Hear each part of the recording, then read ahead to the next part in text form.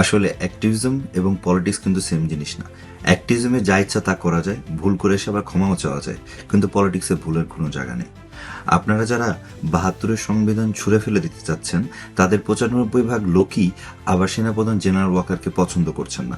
আমি যদি বলি, এই ৭২-এর সংবিধানে স্পষ্টভাবে বলা রয়েছে, যদি সেনাবাহিনী সহ যে কোনো বাহিনী বা যেই যদি কোনো সরকারের বিরুদ্ধে কু করে, তার শাস্তি মৃত্যুদণ্ড।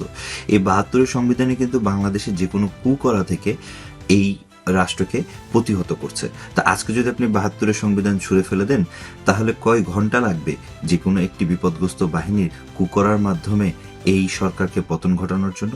সো কোনো কিছু বলার আগে অন্তত একবার চিন্তা করে আপনাদের উচিত বলা যে ৭২-এর সংবিধান ফেলে দেবো কিনা।